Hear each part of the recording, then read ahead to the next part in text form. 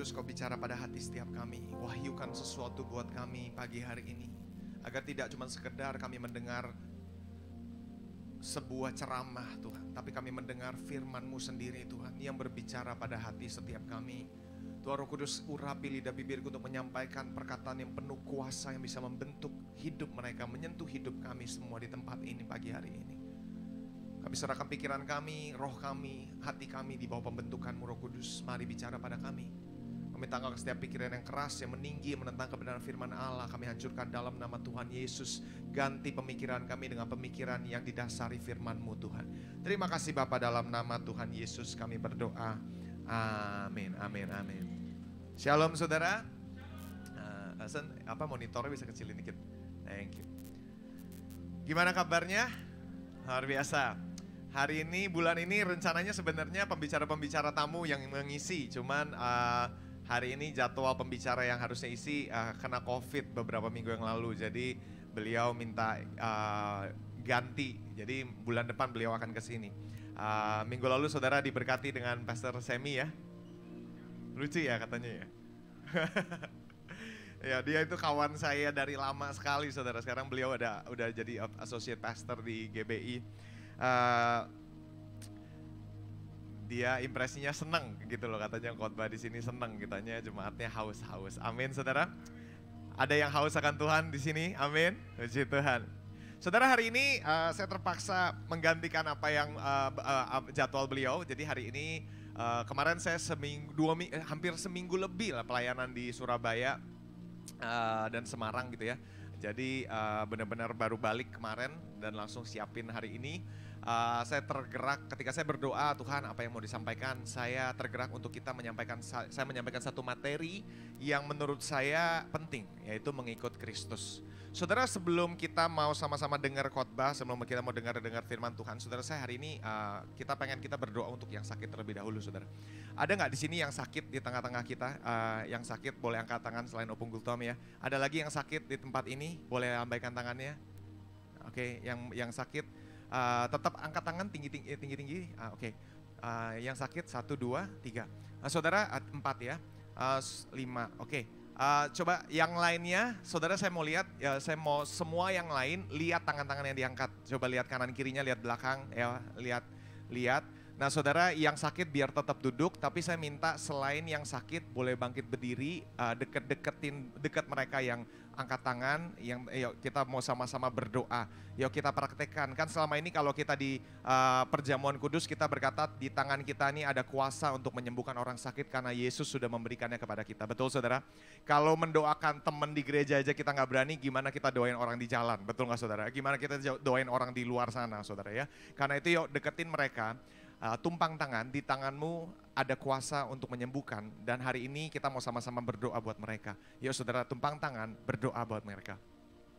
Bapak, kami berdoa Tuhan di dalam nama Tuhan Yesus, setiap sakit penyakit kami perintahkan untuk pergi keluar dari tubuhnya. Setiap penderitaan kami katakan keluar dari tubuhnya. Tidak ada rasa sakit yang terlalu lampau, terlalu berat. Hari ini kami perkatakan ada kekebalan yang daripada Engkau. Tidak ada rasa sakit. Dan kami berdoa bahkan untuk kesembuhan dari penyakit itu Tuhan. Di dalam nama Tuhan Yesus kami lepaskan kesembuhan. Semua sel-sel kembali normal. Setiap syaraf-syaraf kembali normal. Di dalam nama Tuhan Yesus setiap peredaran darah kembali normal. Di dalam nama Tuhan Yesus. Koralapashata karalapakiralapashanda karabashekiririn.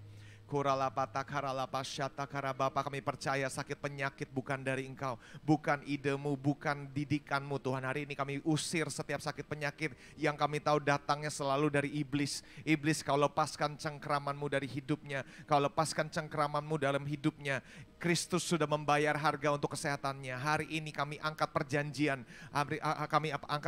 darah-Mu Tuhan. Dia sudah disembuhkan. Kristus sudah membayar semua di kayu salib. Dia sudah disembuhkan. Dia sudah disembuhkan dalam nama Tuhan Yesus. Terima kasih Tuhan. Amin. Saudara boleh kembali tempat duduk. Nanti kita akan lebih lanjut lagi berdoa. Saudara, hari ini saya mau bahas dari satu firman Tuhan, yaitu di Filipi 3. Filipi ini ditulis oleh Rasul Paulus yang saya percaya setiap kita sangat familiar. Beliau ini adalah seorang tokoh dalam kekristenan yang menulis begitu banyak doktrin kekristenan yang sampai hari ini masih memberkati setiap kita. Beliau ini menurut saya adalah orang yang paling mengenal Kristus, ya. Karena pengenalannya benar-benar dibuktikan lewat tulisan-tulisannya, betul saudara? Ya. Beliau ini orang yang sudah sangat mengenal Kristus. Kalau saya bilang orang yang paling intim sama Kristus yang pernah saya jumpai, yang pernah saya lihat, nggak pernah saya jumpai sih maksudnya, adalah Paulus. Ya, walaupun saya nggak pernah ketemu beliau, saya nggak pernah tahu beliau, tapi tulisan-tulisannya masih berbicara secara kuat dalam roh kita, betul saudara? Saudara kalau baca firman Tuhan, apalagi tulisan-tulisan Paulus, Anda bisa merasa jiwamu terbakar. Betul nggak? Rohmu bisa terbakar gitu loh saudara. Kenapa? Karena di dalam tulisannya penuh dengan kuasa. Makanya dia sendiri juga menulis bahwa pemberitaan firman Allah bukan hanya perkataan tetapi kuasa. Sampai hari ini kita masih bisa merasakan kuasa yang tersalur lewat tulisan tangannya saudara. Beliau ini adalah orang yang sangat-sangat akrab sama Tuhannya. Tetapi saudara kalau kita bilang dia yang sudah sangat mengenal Kristus saja masih bisa berkata demikian saudara. Kita baca sama-sama apa yang dia tulis. Yang ku kehendaki ialah mengenal dia dan kuasa kebangkitannya dan persekutuan dalam penderitaannya. Saudara kalau Paulus aja masih berkata yang aku inginkan. Saudara Anda masih mengerti bahwa dia tulis ini di dalam penjara saudara. Dia sudah kurang lebih 4 tahun di dalam penjara. Dan sebenarnya sejarah mencatat dia gak keluar lagi dari penjara. Gitu. Jadi udah 4 tahun dia ada dalam penjara yang tidak akan pernah dia keluarkan lagi. Saudara, jadi dia matinya di penjara kurang lebih gitu. Ya. Dan ini penjara terakhir dia, di mana dia gak akan pernah jadi orang bebas lagi. Saudara harusnya kan kalau Anda di penjara 4 tahun, Anda mungkin bisa berkata, yang ku kehendaki adalah bebas gitu kan. Yang ku kehendaki adalah keluar dari penjara biar aku bisa memberitakan Injil gitu kan. Tapi dia bilang, enggak, yang ku kehendaki bukan bebas. Yang ku kehendaki bukan hidup yang nyaman. Yang ku kehendaki bukan supaya aku lebih kaya, lebih sejahtera, lebih bahagia. Dia bilang cuma satu, yang ku kehendaki adalah aku mengenal Kristus. Saudara ini dahsyat sekali. Yang ku kehendaki adalah aku mengenal Kristus dan kuasa kebangkitannya serta persekutuan dalam penderitaannya. Di mana aku menjadi serupa dengan dia dalam kematiannya supaya aku akhirnya beroleh kebangkitan dari antara orang mati. Kita lanjutkan ayat 12 dikatakan begini. Bukan seolah-olah aku telah memperoleh hal ini atau telah sempurna melainkan aku mengejarnya. Saudara ini Paulus aja saudara yang pengetahuannya menurut saya yang paling mirip dengan kesempurnaan Kristus. Kalau orang bilang saudara, teologi yang paling sempurna dimiliki oleh orang ini saudara. Ya sekarang kita gereja orang Kristen punya begitu banyak denominasi. Dan masing-masing denominasi merasa bahwa, bukan denominasi saudara, ya pokoknya semua aliran merasa bahwa aliran saya paling benar gitu kan. Saudara saya mau bilang aliran kita boleh kita anggap paling benar, tetapi alirannya Paulus menurut saya paling sempurna. Karena semua aliran keluar dari tulisannya Paulus saudara, kurang lebih begitu betul saudara. Tapi Paulus saja saudara yang memiliki pengertian dan pengetahuan sempurna tentang Kristus masih berkata bahwa aku ini belum memperolehnya. Dalam kata lain, aku masih nggak tahu apa-apa. Ya, aku belum memperolehnya, tapi aku sedang mengejarnya, saudara. Apalagi kita. Kalau Paulus saja masih mengejar Kristus, apalagi kita, saudara. Karena itu saya kadang-kadang merasa sedih mendengar kadang-kadang orang yang udah terlalu lama kekristenan merasa tidak perlu mengejar Kristus lagi karena sudah mendapatkannya. Saudara, tapi Paulus bilang aku aja belum dapat dan aku masih mengejarnya. Dan karena itu saudara saya mau bilang, setiap kita juga dipanggil untuk seumur hidup mengejar Kristus. Anda tidak dipanggil untuk mendapatkan Kristus tetapi mengejar Kristus seumur hidup. Gak ada dari kita yang akan sampai titik di mana aku mengerti sempurna tentang Kristus. Tidak saudara. Karena Paulus saja berkata, aku berkata demikian bukan seolah-olah aku sudah memperolehnya, tetapi aku sendiri masih mengejarnya. Ya, terus apa? Kalau aku juga dapat menangkapnya dengan harapan supaya aku bisa menangkapnya.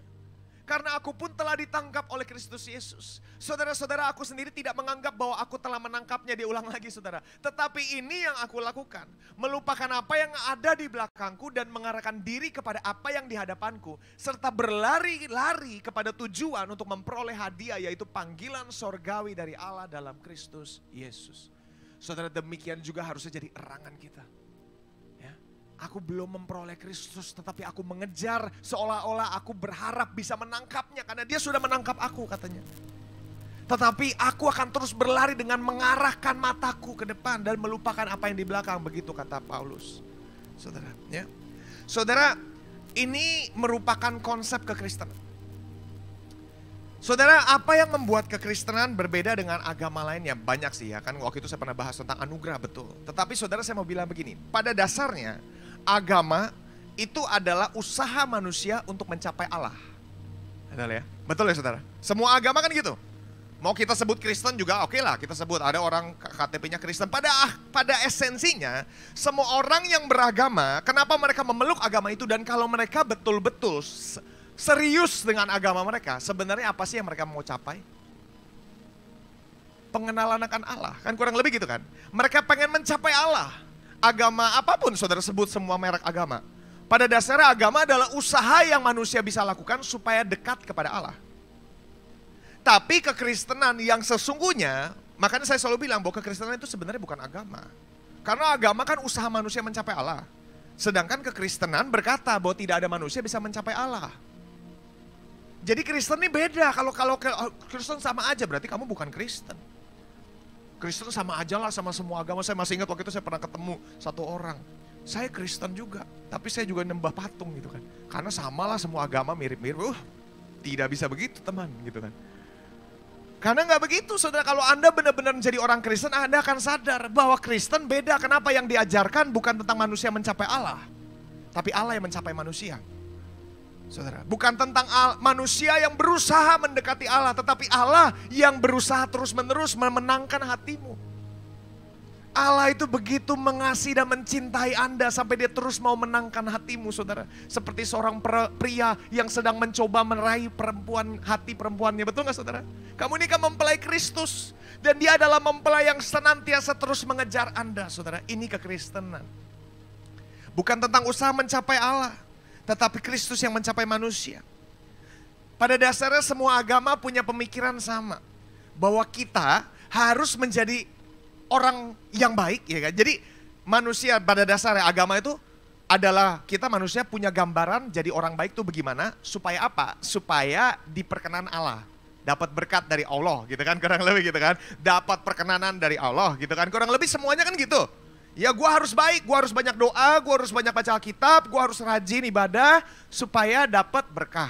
Gitu kan, kurang lebih semuanya begitu. Kalau Anda berpikir semua agama kan begitu. Betul saudara? Tentang bagaimana manusia punya impian harus seperti ini supaya dapat perkenanan Allah. Nah, dan di bayangan semua agama sama. Pada dasarnya Tuhan itu seperti sebuah hakim yang di atas sana jauh gitu kan. Yang melihat ke bawah dan melihat ada nggak salah saya hukum, ada nggak salah saya hukum. Makanya semua agama kan setiap ada waktu-waktu tertentu mereka harus bersindiri lagi, bersindiri lagi, bersindiri lagi. Kenapa? Karena Tuhan yang di surga marah-marah mulu gitu kan. Sedangkan kekristenan tidak punya gambaran seperti itu tentang Allah, betul nggak? Di Lukas 15, kalau nggak salah saya lupa, Lukas berapa saya lupa. Kan menggambarkan tentang pribadi Bapa kita di surga. Dia adalah gembala yang kalau satu dombanya hilang dicariin. Mana ada Tuhan agama lain kayak begitu? Betul nggak saudara? Terus dia bilang apa? Dia adalah Bapa yang di surga, kalau koin yang satu hilang dicariin. Mana ada Tuhan agama lain kayak begitu? Terus dia juga bilang dia adalah Bapa yang kalau anaknya murtad, kembali lagi, langsung dipulihkan jadi anak. Mana ada Tuhan yang kayak gitu saudara? Betul nggak saudara? Itu kekristenan. Jadi konsepnya beda, karena konsep kekristenan bukan menekankan pada ritual agamanya, tetapi menekankan pada hubunganmu dengan Kristus masing-masing. Bukan tentang rajinnya kita berdoa, bukan tentang disiplinnya berdoa, tetapi tentang membangun hubungan secara pribadi bersama dengan Kristus. Saudara, Anda dipanggil bukan untuk berdoa, saudara, kurang lebih gitu. Anda dipanggil bukan jadi mesin doa, kurang lebih kalau saya bilang begitu. Anda dipanggil untuk bersahabat dengan Kristus. Anda bukan dipanggil menjadi mesin pembaca firman. Walaupun itu baik. Tetapi tujuan utamanya bukan supaya Anda baca firman. Tujuan utamanya Anda baca firman adalah supaya mengenal Kristus. Betul gak saudara? Karena tujuan utama kekristenan bukan menyenangkan Tuhan. Tapi saudara mengenal Kristus, kata Paulus. Aku mengejar Kristus. Ya. Jadi kita dipanggil untuk mengejar Kristus. Dan ketika seseorang mengejar Kristus, saudara, orang itu akan mengalami kuasa kebangkitan Kristus, kata Paulus tadi. Dalam mengejar Kristus, kamu akan mengalami kebangkitan demi kebangkitan demi kebangkitan, saudara. Inilah kekristenan, bukan merubah orang dari jahat jadi baik, tetapi merubah orang yang tadinya mati menjadi hidup kembali. hidup kembali. Anda memiliki purpose, Anda memiliki tujuan. Anda memiliki gairah. Ini panggilan Kristus untuk kamu. Saudara bilang kanan kiri, kamu dipanggil untuk mengejar Kristus. Ya. Terus mungkin Anda bilang, tapi kan tujuan utama kita mencintai Kristus. Betul, kalau kamu mengenal Kristus, kamu pasti cinta sama dia. Pasti. Dan kalau kamu, terus bilang, tapi kan kita juga harus mengasihi sesama. Betul, kalau kamu cinta Kristus sungguh-sungguh, kamu juga akan cinta sesamamu. Itu pasti. Ya, jadi panggilan kita adalah untuk mengenal Kristus. Amin, saudara. Hari ini kalau kita bicara soal mengejar Kristus, saudara, ada 3 hal yang saya mau bahas tentang mengejar Kristus. Yang pertama, saudara, bahwa ketika kita mengejar Kristus, yang harus kita tahu adalah Allah yang kita kejar adalah Allah yang dapat dikenal. Kerinduan Paulus adalah berkata begini, yang ku kehendaki adalah mengenal dia dan kuasa kebangkitan serta persekutuan dalam penderitaannya. Saudara, Allah yang Anda sembah adalah Allah yang bisa Anda kenal. Ya. Walaupun Paulus sudah mengenal Kristus, saudara, kayak tadi saya bilang, dia masih berkata, aku masih mau mengenal. Kenapa begitu? Karena saya mau kasih tahu saudara, Allah yang kita sembah adalah Allah yang tidak pernah bisa kita kenali penuh dengan pikiran kita yang terbatas. Dia adalah Allah yang terlampau besar untuk pengertian kita. Ya, kalau zaman dulu orang bapak-bapak gereja berkata bahwa Allah itu adalah the holy other. Seseorang yang sepenuhnya berbeda. Ya, seseorang pribadi, kalau Allah itu adalah seorang pribadi yang tidak bisa kita mengerti seperti kita mengerti benda. Nggak bisa. Benda bisa dipelajari. Benda bisa dimengerti. Allah tidak bisa seperti itu. Ya. Kita hanya bisa mengenal Allah ketika Allah mewahyukan siapa dirinya. Kalau benda, ini handphone, kita bisa pelajari. Kita bisa cari, pelajari, bongkar, saudara. Anda bisa bedah handphone, Anda bisa ngerti handphone ini apa. Allah tidak bisa Anda bedah. Allah tidak bisa Anda pelajari, Anda amati. Dia bukan Allah yang bisa kita observasi.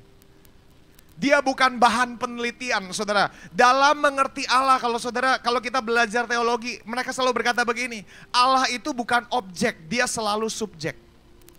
Dia bukan objek penelitian, dia bukan Allah yang kita coba mengerti, pahami. Enggak, dia nggak pernah bisa jadi objek.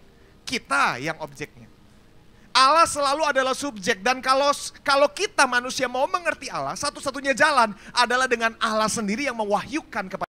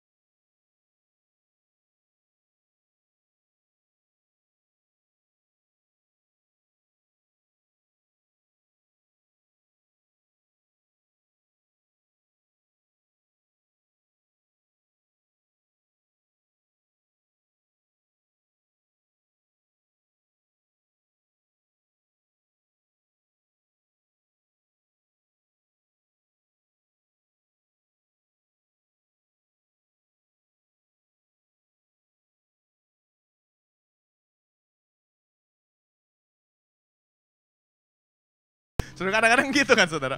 Nah saudara, kalau kita berkata kita mau mengenal Kristus, ada dua hal yang Anda perlu ketahui. Yang dijanjikan dalam kepengenalan akan Kristus oleh Paulus adalah begini. Anda akan mengalami kuasa kebangkitan. Siapa mau mengalami kuasa kebangkitan? Amin. Tapi Anda juga harus mengalami persekutuan dalam penderitaan. Siapa mau menderita? Amin juga, gitu kan saudara, amin. Kalau gereja ini luar biasa. Saudara, kalau Anda mau mengenal Kristus, ada dua hal yang menyertai pengenalan Anda akan Kristus. Anda akan mengalami kebangkitan, tetapi Anda juga akan mengalami persekutuan dalam penderitaannya. Bahkan saya mau bilang, kalau Anda mau mengalami kebangkitan, Anda harus mengalami penderitaan. Tanpa penderitaan tidak ada kebangkitan. Tanpa kematian tidak ada kebangkitan. Betul gak saudara? Apa yang mau dibangkitin? Kurang lebih seperti itu. Nah saudara, kalau kita bahas tentang yang namanya persekutuan penderitaan. Nah ini sesuatu yang menurut saya sering salah kaprah orang Kristen. Kita dipanggil untuk menderita bagi Kristus. Betul, betul, betul. Tetapi Anda mesti ngerti penderitaan macam apa yang menanti dan menyertai kita. Karena kalau kita salah, bisa jadi malah kita pegangin kutuk yang harusnya dia udah bayar. Gitu loh. Penderitaan adalah salib. Ya. Hal-hal yang Kristus sudah bayar itu bukan salib. Ya. Anda mesti garis bawahi bahwa yang akan kita alami, saudara, adalah persekutuan penderitaannya. Ya. Intinya gini saudara, saya mau bilang begini. Allah tidak pernah membuat kita menanggung apa yang telah Ia tanggung di kayu salib. Ya, banyak orang bilang begini, aku kena penyakit karena Tuhan izinkan. Tuhan pakai itu untuk proses saya. Berarti kamu sedang berkata Tuhan kasih kamu sakit penyakit supaya kamu jadi baik. Ya. Dan itu berlawanan dengan apa yang firman Allah katakan, Dia mati supaya kamu gak usah sakit lagi. Betul gak saudara? Jadi gini saudara, dengar baik-baik. Ini penting, kalau Anda punya pengertian yang benar, saudara Anda akan berjalan dalam kebenaran utuh dalam Kristus. Apa yang sudah dibayar di kayu salib, tidak perlu kamu bayar lagi. Apa yang tidak termasuk di kayu salib, harus kita tanggung.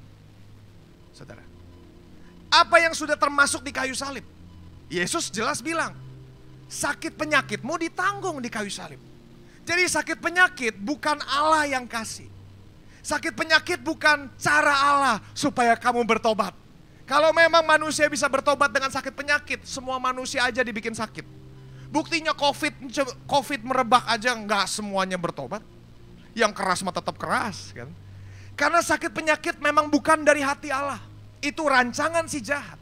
Kita hidup dalam dunia yang sudah jatuh. Dan akibatnya saudara kita terpapar dengan sakit penyakit. Anda jangan bilang sakit penyakit dari Tuhan. Kalau Anda bertanya, Pastor di zaman sekarang sakit penyakit makin aneh-aneh, makin gila. Betul, tapi itu bukan karena Tuhan. Sakit penyakit yang sekarang kita ada, ini konsekuensi dari kemajuan teknologi dan radiasi yang terus-menerus kita terekspos di dalamnya. Handphone yang kamu pakai, radiasi yang kamu pakai, microwave yang kita ciptakan. Polusi, saudara kalau lihat Jakarta, udah gak bisa lihat awan bintang. Itu langit abu-abu, gak sadar kan saudara. Dikatakan Jakarta ini kota nomor 3 terpolusi di dunia. Saudara. Jadi bukan karena Tuhan, tapi ulah manusia sendiri yang tidak merawat apa yang Allah berikan. Saudara, ya. Jadi bukan dari Allah, sakit penyakit itu sudah dibayar di kayu salib. Kamu gak usah bayar lagi. Yang sepakat katakan amin. Saya berdoa supaya jemaat GKI Providensia jangan terkecoh sama iblis. Karena kalau kita berpikir bahwa penyakit ini dari Tuhan untuk proses saya, maka kamu mulai kompromi dengan sakit penyakit itu. Saudara saya mau bilang, sampai titik akhir, terus percaya bahwa kesembuhan adalah bagian saya. Kalau tidak sembuh-sembuh bagaimana? Kematian juga termasuk kesembuhan kan. Benar kan? Jadi percaya kepada Kristus sampai titik akhir, panggilan saya adalah untuk tetap percaya. Saudara saya suka banget dengan salah satu mentor kerohani saya yang masih saya ikuti sampai sekarang, Bill Johnson. Kemarin kan saya cerita, istrinya meninggal karena kanker. Sampai titik akhir, dia tetap percaya. Kesembuhan masih jadi bagiannya. Tapi tidak terjadi bagaimana? Itu urusan Tuhan. Urusan saya percaya. Saudara, bagian kita percaya. Bagian kita tetap percaya apa yang Yesus sudah buat di kayu salib. Amin saudara. Ya. Jadi apa yang Kristus sudah bayar, saudara Anda gak perlu bayar lagi. Apa aja yang Kristus sudah bayar, saudara? Sakit, penyakit, kemiskinan. Firman Tuhan berkata dia miskin supaya kamu kaya. Ya, itu bukan dari Tuhan. Terus apa? Dosa. Jadi Anda jangan bilang, saya masih bergumul dalam dosa. Saya masih, apa istilahnya, ini bagian dari perjalanan saya akan Kristus, persekutuan dalam penderitaannya. Artinya saya masih hidup dalam dosa tapi masih berjuang gitu kan. No, dosa sudah Kristus bayar di kayu salib. Kamu gak usah hidup lagi di dalamnya. Kamu gak perlu lagi tinggal di dalamnya. Dosa sudah dihabiskan sama Kristus di kayu salib. Kamu tinggal percaya dan hidupi. Ya. Apalagi kutuk. Jelas dia bilang, dia menjadi kutuk, dia menjadi jalan menjadi kutuk supaya kamu gak perlu hidup dalam kutuk lagi. Dia menjadi dosa supaya kamu kudus. Ini yang sudah dibereskan di kayu salib, saudara. Jangan salah kaprah. Jadi Kristus gak pernah pakai dosa untuk proses kamu. Oh, saya masih berdosa, itu cara Tuhan buat saya rendah hati. Saudara, supaya saya sadar saya perlu Tuhan, makanya saya masih bergumul dalam dosa. Nggak ada begitu, saudara. Kristus nggak pernah buat begitu. Oh, kutuk ini masih ada dalam hidup saya supaya saya rendah hati. Nggak bisa begitu, saudara. Anda nggak boleh tolerir apa yang iblis lagi main-mainin dalam hidupmu. Supaya apa, saudara? Jadi kalau iblis pukul mukamu, balas. Jangan, iya lagi. Jangan, saudara. Anda berdiri lawan. Lu kurang ajar kasih sakit penyakit ke keluarga gua ya. Gitu kan, saudara. Anda berdiri, Anda deklarasikan firman karena Anda tahu apa yang menjadi hakmu. Ya. Panggilan kita bukan untuk bergumul, bukan untuk diproses dengan hal ini. Ya. Kristus tidak pernah kasih hal ini untuk Anda, untuk memproses Anda. Apa yang sudah Ia tanggung di kayu salib, nggak akan Dia biarkan kamu tanggung. Kalau emang bisa, kalau saudara saya mau tanya di sini, kalau memang kamu adalah orang tua nih saudara, ada di sini yang mau kasih anakmu kanker supaya dia jadi anak baik?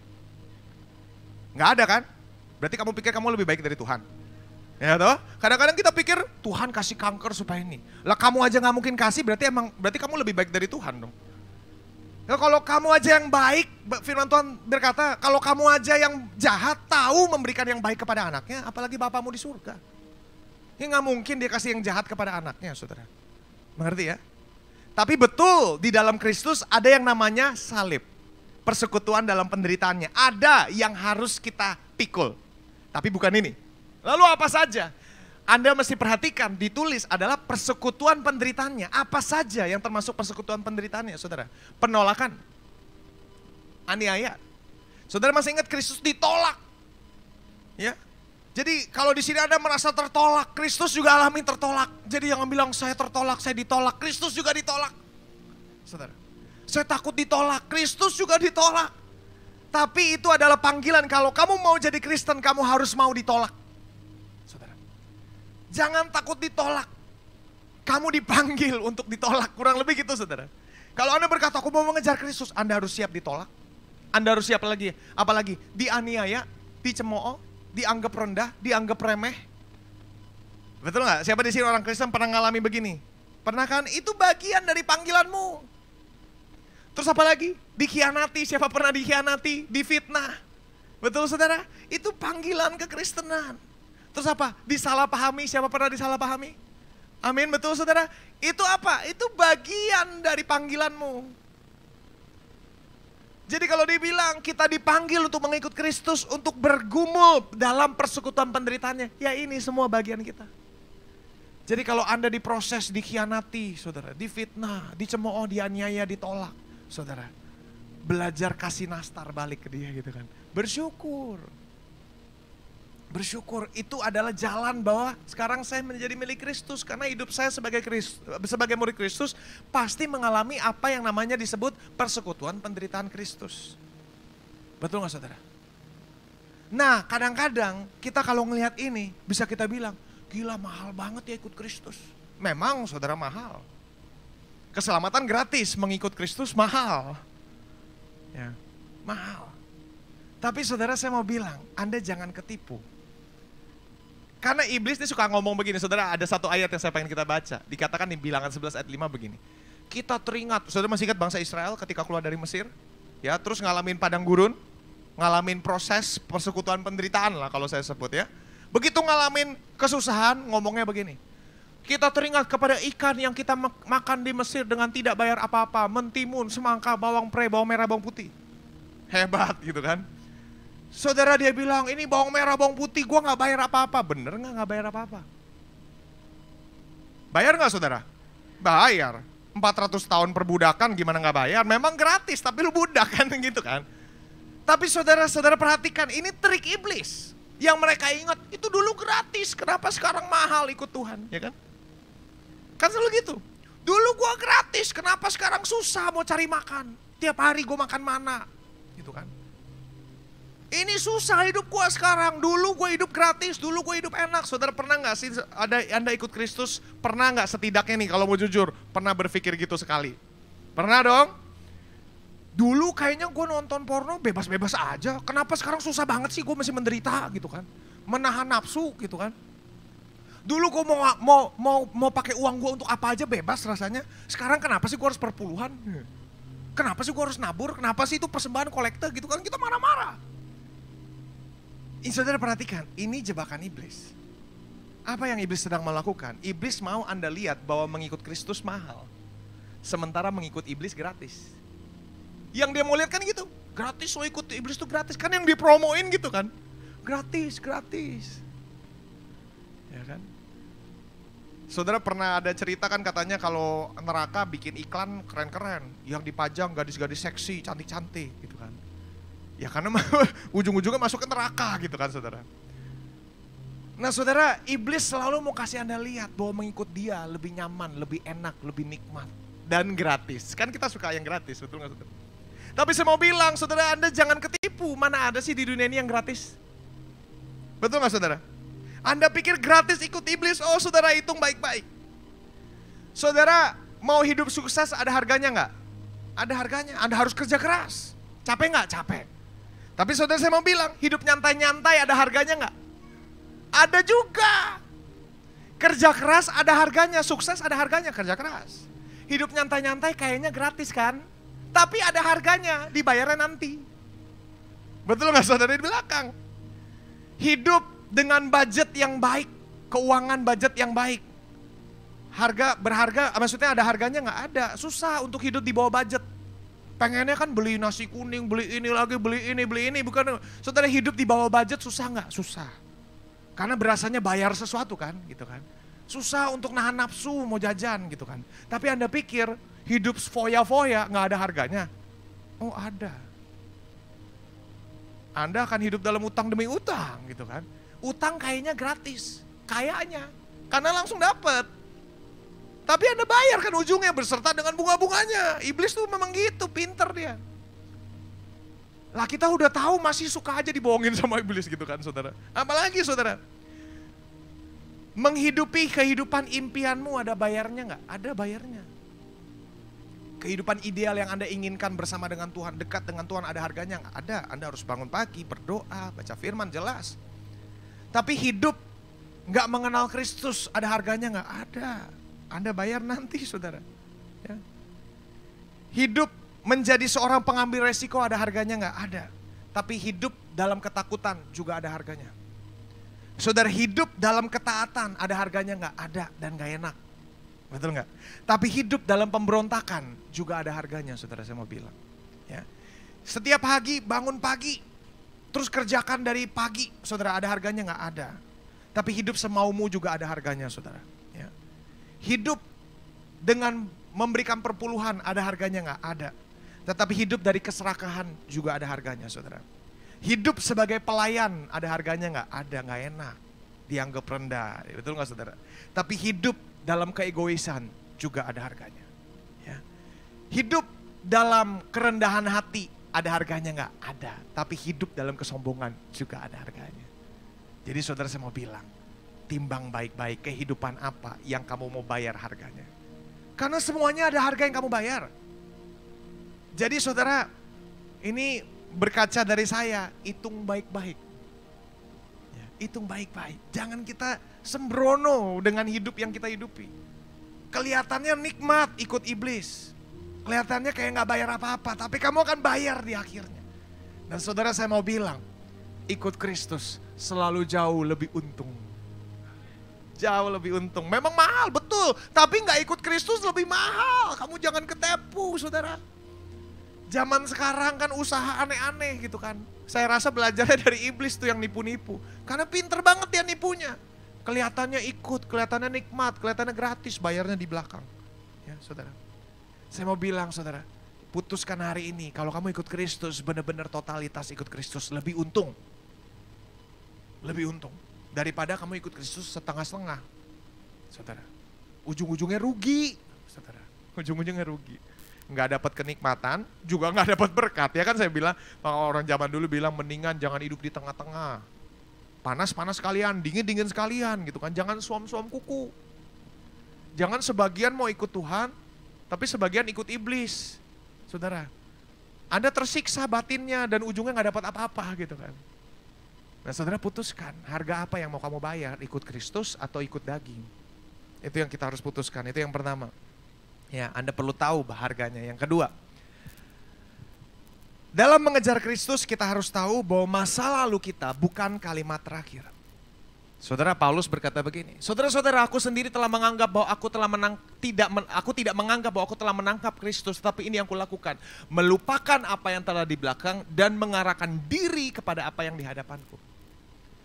Melupakan yang ada di belakang, saudara, adalah disiplin kerohanian yang harus kita jaga dan rawat. Kayak saya katakan disiplin, kenapa? Yang namanya segala sesuatu yang namanya disiplin itu sesuatu yang harus kita sengaja kerjakan, baik kita mood atau tidak mood. Disiplin, saudara. Disiplin olahraga, contohnya gitu kan ya. Nah ini disiplin kerohanian yang kita harus miliki. Belajar untuk melupakan apa yang ada di belakang. Bukan begini saudara, kalau saya bilang melupakan apa yang di belakang, itu bukan berarti menghapusnya dari memori. Karena Tuhan tidak menciptakan otak kita dengan tombol delete. Saudara, apa yang sudah ada di memori nggak bisa kita hapus. Nggak bisa Anda masukin ke trash can, nggak bisa saudara. Ya, apa yang ada di memori kita nggak pernah bisa dihapus. Jadi kalau saya sebut melupakan apa yang di belakang, bukan menghapusnya dari memori, tetapi menghapusnya dari hatimu. Sehingga udah nggak bikin hatimu gondok. Udah gak bikin hatimu kesel. Masih ada memorinya, masih ingat digituin, tetapi sudah tidak membuatmu emosi. Sudah tidak membuat kamu memutuskan berdasarkan yang kamu rasakan. Saudara, yang di belakang saya mau bilang baik buruk, baik-baik. Semua yang ada di belakang, bukan di belakang sana maksudnya, di belakang kita saudara, itu kan bisa buruk, bisa baik. Dan dua-duanya menurut Paulus sama-sama harus kita lupakan. Bukan di memori, tapi di hati. Supaya apa? Supaya keputusan kita di depan jangan diputuskan oleh apa yang ada di belakang. Saudara, jangan. Baik trauma, baik kesuksesan, saudara, itu dua-duanya bisa menghambat kita dari menerima apa yang Tuhan mau kasih. Karena itu Paulus bilang, putuskan untuk mencondongkan atau bersandar kepada masa depan. Jangan biarkan masa lalumu menentukan keputusan yang harus kamu buat hari ini. Tetapi biar keputusanmu hari ini didasari oleh masa depan yang kamu percaya bisa terjadi karena Tuhan sudah berkata demikian. Itu yang harus kita pegang. Saudara, saya mau bilang, baik atau buruknya masa lalu adalah pelajaran, bukan nubuatan. Saudara, masa lalu adalah guru yang baik. Orang bilang pengalaman adalah guru yang baik, tapi bukan Tuhan. Artinya apa? Masa lalu tidak seharusnya dan tidak boleh sebenarnya mendikte masa depan kita. Dia adalah guru, betul. Guru hanya mengajar. Tuhan menetapkan. Ya, jangan biarkan masa lalumu jadi Tuhan. Karena masa lalu bukan Tuhan, dia adalah guru yang baik. Tapi bukan Tuhan yang baik, saudara. Karena itu kita harus berhati-hati berpikir. Jangan begini saudara, karena itu pernah terjadi di belakang, seumur hidup saya akan begitu terus. Itu artinya Anda hidup ditentukan, diramalkan oleh masa lalumu. Saudara, Kristus yang harus mendikte masa depanmu. Saudara, saya mau bilang masa lalu tuh baik gak sih? Baik. Tapi pada jangka-jangka tertentu. Ibarat gini saudara. Saudara, makanan ya itu kan sehat dan bernutrisi. Betul saudara? Hampir semua makanan tuh ada nutrisinya. Betul saudara?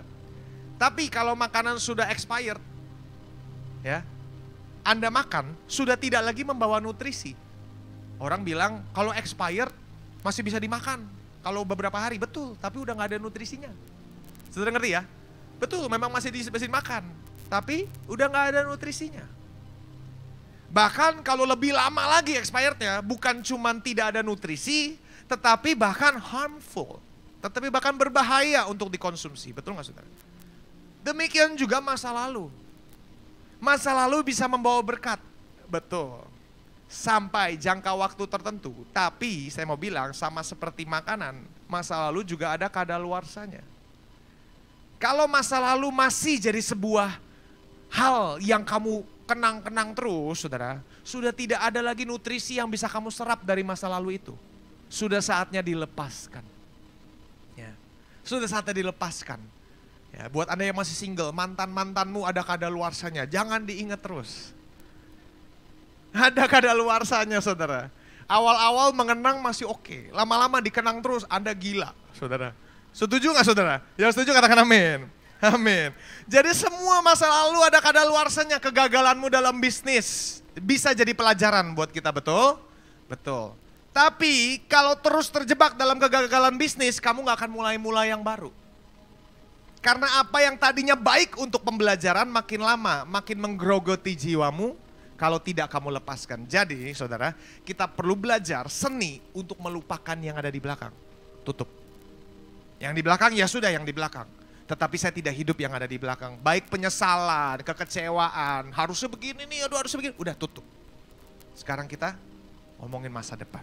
Itu yang penting, jangan hidup di masa lalu. Yesaya berkata begini saudara. Yesaya 43:18 firman Tuhan berkata begini. Jangan ingat-ingat yang dulu, jangan perhatikan hal yang dari zaman purbakala. Lihat, aku hendak membuat sesuatu yang baru yang sekarang sudah tumbuh, belumkah kamu mengetahuinya? Ya, aku hendak membuat jalan di padang gurun dan sungai-sungai di padang belantara. Kenapa kita bisa nggak lihat apa yang Tuhan sedang kerjakan? Karena terlalu fokus ke belakang. Kalau Anda baca Yesaya 43 di ayat-ayat sebelumnya ini bercerita tentang kedahsyatan Tuhan di masa lalu. Tapi Yesaya bilang begini, lupain semuanya. Mujizat-mujizat di masa lalu, keren-keren, tapi lupain semuanya. Kenapa? Karena kalau kita terus-menerus ingat yang di belakang, saudara. Ingat sampai mempengaruhi hati kita, saudara. Kamu gak bisa lihat apa yang Tuhan sedang kerjakan di tengah kita. Saudara, kalau kita ngelihat gereja ini, lihat kanan kirimu, saudara, kita harus bisa melihat bahwa Tuhan sedang bekerja di tengah kita. Gereja ini sedang bertumbuh, Anda sedang bertumbuh, kita semua sedang bertumbuh. Tapi kalau kita terus-menerus lihat ke belakang, kita gak bisa lihat pertumbuhan di tengah kita. Kita harus melihat dan merayakan hal-hal kecil yang Tuhan sedang kerjakan di tengah-tengah kita. Baru dengan setia merayakan yang kecil, Tuhan mulai percayakan perkara yang lebih besar. Amin.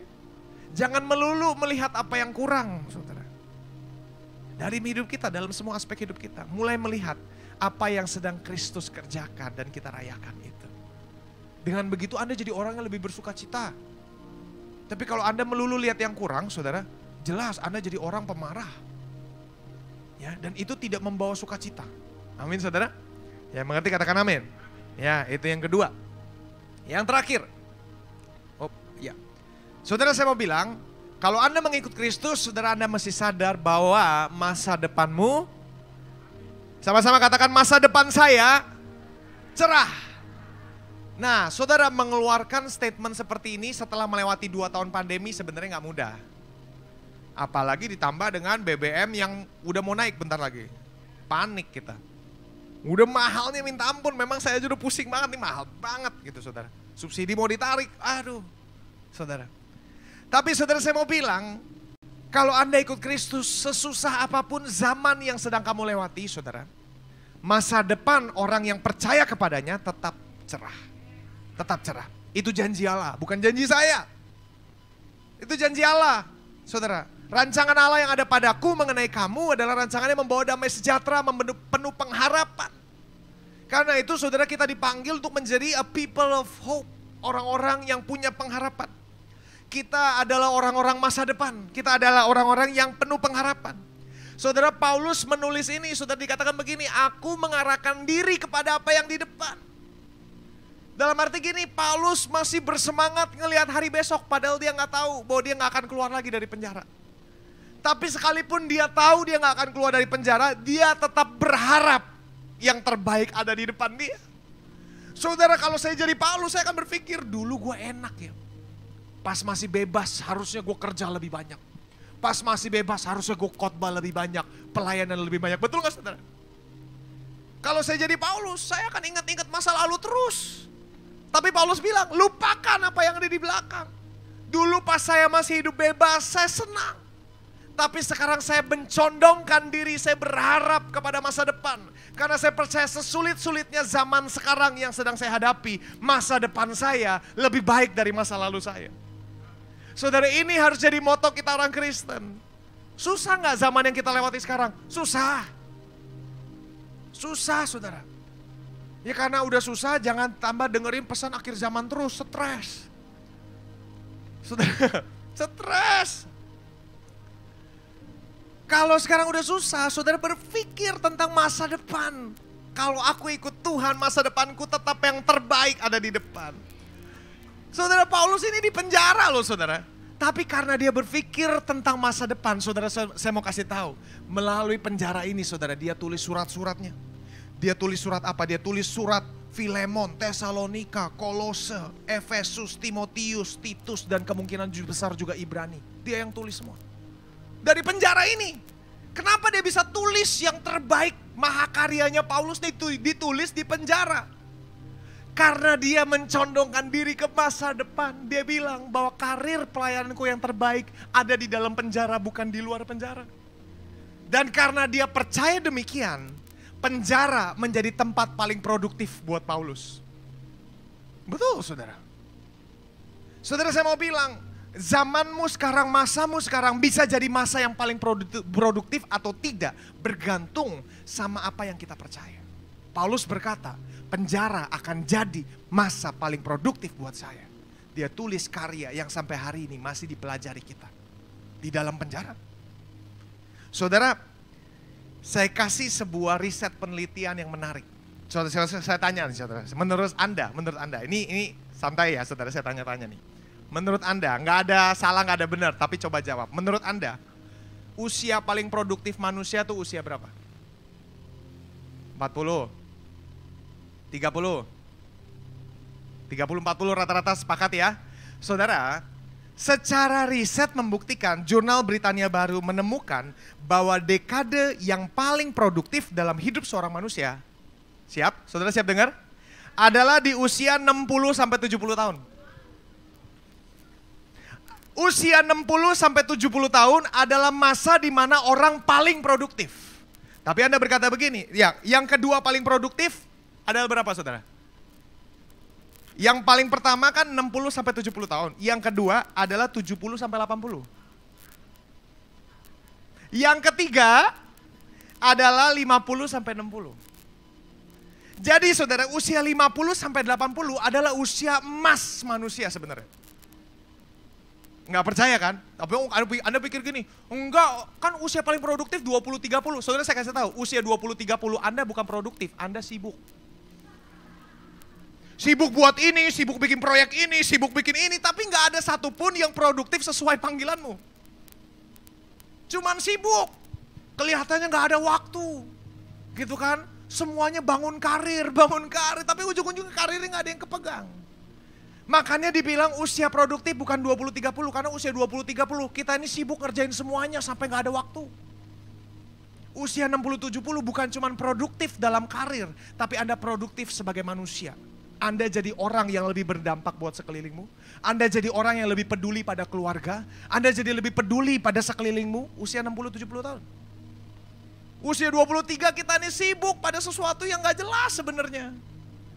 Saudara, jadi intinya saya mau bilang begini saudara, bukan artinya sekarang umur 20-30 kalau gitu gue nyantai-nyantai aja daripada gue bingung nanti 70 tahun baru kerja. Tapi intinya saya mau bilang gini saudara, kalau 20-30 lu nyantai-nyantai ya gak mungkin 60-80-nya lu jadi produktif, gak mungkin. Ya saya gak bilang yang kita kerjakan di usia-usia sekarang kayak saya, ya kayak anak-anak youth bukan yang gak penting. Itu tetap penting karena itu akan menentukan, tetapi riset membuktikan paling produktif itu 60-80. Jadi sebenarnya apa yang sedang mau saya sampaikan? Saudara, saya mau bilang usia emasmu di depan. Bukan di belakang. Di sini ada yang 50 tahun ke atas, 60 ke atas. Waduh, 70 ke atas. Haleluya. Itu adalah momen produktifmu, saudara. Serius. Jadi jangan pikir gini, aku udah terlambat gak bisa mulai apa-apa, belum tentu. Ya. Saudara, perusahaan-perusahaan giant banyak sebenarnya yang masih bertahan sampai hari ini, itu didirikan sama usia-usia segituan, saudara. Ya. Dan ini kita perlu pahami, saudara. Yang saya mau sampaikan sekali lagi, bersama dengan Tuhan, hujan akhir selalu lebih baik dari hujan awal. Mungkin Anda dulu merasa Anda sibuk, produktif segala macam, tetapi saya mau bilang Tuhan masih bisa buat usia akhirmu jauh lebih produktif dari masa mudamu. Ya. Makanya saya bilang dulu kan saya pernah ngomong, ikut Tuhan makin tua makin seksi, makin bergairah, makin semangat kalau punya gairah akan Tuhan. Kalau Anda mengejar Tuhan, Anda makin bersemangat sama hidup. Kalau Anda ngejar Tuhan, bayanganmu apa? Bagaimana saya bisa berdampak? Bagaimana saya bisa berdampak? Bagaimana saya bisa berdampak? Tapi kalau nggak kejar Tuhan, mikirannya gini, kapan ya saya mati? Kapan ya saya mati? Pasti begitu, saudara. Karena udah nggak ada gairah hidup. Yang mengerti katakan amin. Saya tutup begini, kunci untuk bergairah akan masa depan. Keluaran 23 ayat 30, katakan begini. Sedikit demi sedikit aku akan menghalau mereka dari depanmu sampai engkau beranak cucu sedemikian hingga engkau dapat memiliki negeri itu. Kunci bagaimana memiliki perjanjian Tuhan, menerima perjanjian Tuhan, memasuki perjanjian yang Tuhan sudah berikan. Saudara, kuncinya adalah sedikit demi sedikit. Pelan-pelan. Alon-alon asal kelakon, orang bilang gitu kan ya saudara. Artinya apa? Kemenangan-kemenangan yang kecil, langkah-langkah yang kecil, pergerakan-pergerakan yang kecil, doa yang kecil-kecil, baca Alkitab yang kecil-kecil mungkin. Tetapi itu dimulai, yang penting ada pergerakan Anda mulai mengejar Tuhan. Intinya kita semua itu bertumbuh. Jangan berpikir maunya langkahnya yang besar-besar. Kalau Anda maunya langkah yang besar-besar, dalam waktu beberapa tahun ke depan Anda udah kecapean. Mulai pelan-pelan ikut Tuhan tuh santai. Ya, alon-alon gitu loh. Santai, yang penting Anda steady. Steady itu apa ya? Konsisten. Konsisten dalam hubunganmu dengan Tuhan, bangun. Karena saudara, saya atau kenal anak muda yang kepengen banget dipakai Tuhan. Karena itu besok saya akan mulai doa 3 jam. Wah, gua mau doa 3 jam. Dalam 1 minggu udah malas doa. Ya kan saudara, dibandingkan dengan orang, aku mau mulai mengenal Kristus. Aku mulai bangun doa 10 menit. Sampai 10 tahun masih berdoa. Masih berdoa. Kenapa? Karena dia ambil prinsip yang penting, saya mengenal Kristus hari per hari. Ini bukan tentang, wah besok udah kiamat, gua harus selesaiin sekarang. Dulu saya begitu saudara, dulu saya bertobat 2009, saya pikir 2012 udah rapture. Wah saya stres saudara, bener-bener. Yang ketawa tahu dulu. Dulu kan kita bilang 2012 rapture semua, udah siap film 2012 sampai keluar lagi kan. Wah pusing dulu. Udah gitu bulan darah, bulan merah, apalah. Wah udah tanda-tanda, gua udah pikir rapture. Saya udah siap, setiap doa saya nangis, Tuhan saya serahkan keperjakaan saya kepadamu. Saya gak akan menikah, saya tahu. Ini cintaku terhadap Engkau Tuhan. Karena saya pikir udah mau rapture. Ketawa sih saudara. Tapi saudara, intinya gini saudara, jangan ngambil langkah besar-besar. Tapi Anda gak hitung. Yang paling penting, saudara konsisten. Konsisten. Masa depan cerah adalah bagian kita. Tapi diperlukan kesabaran, konsistensi, kedisiplinan. Ayo sama-sama kita mulai. Besok saudara bangun, berdoa. Jangan, saya akan doa 1 jam. Saudara, kalau Anda mulai berpikir gitu, Anda doa, pasang timer. Tuhan aku berdoa untuk mama, papa, doa, lihat, masih 2 menit. Aduh apalagi ya. Ya gak? Ayo jujur, saya juga dulu gitu. Ya, ketawa nih pasti gitu semua kan. Saya mau berdoa 30 menit. Ya doa itu semua udah didoain sampai orang-orang di jalan udah kita doain, lihat masih 5 menit, bingung mau ngapain gitu kan. Yang paling penting bukan kuantitas saudara, yang paling penting kita mulai ambil waktu mendekat kepada Tuhan. Ya, bukan masalah berjam-jamnya, tapi berkualitas dan konsisten. Setiap pagi bangun, sapa Tuhan, berdoa, bicara sama Tuhan. Itu yang paling penting, amin. Anda diberkati? Mari kita bangkit berdiri, kita berdoa.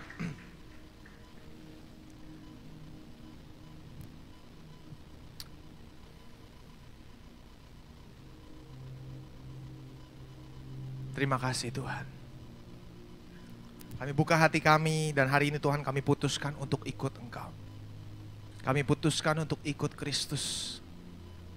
Kami tahu hidup ini ada harganya, semua nggak gratis. Karena itu Tuhan kami berdoa, hamba berdoa agar jemaat GKI Providensia mengambil keputusan yang bijak dalam hidup kami. Untuk menimbang harganya dan mengikut Kristus.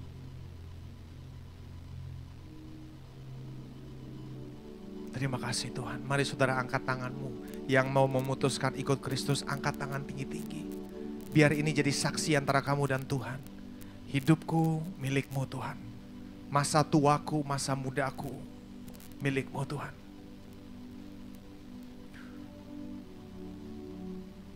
Terima kasih Tuhan.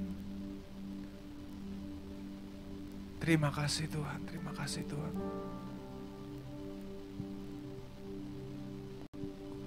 Ku memutuskan untuk ikut Yesus.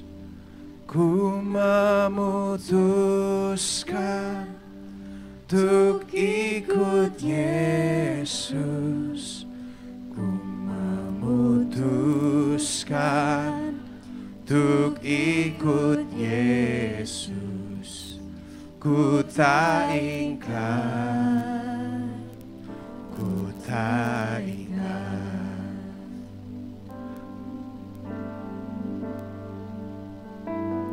Ku memutuskan untuk ikut Yesus. Ku memutuskan untuk ikut Yesus. Ku memutuskan untuk ikut Yesus. Ku tak ingkar. Ku tak ingkar. Ku memutuskan. Ku memutuskan untuk ikut Yesus. Ku memutuskan untuk ikut Yesus.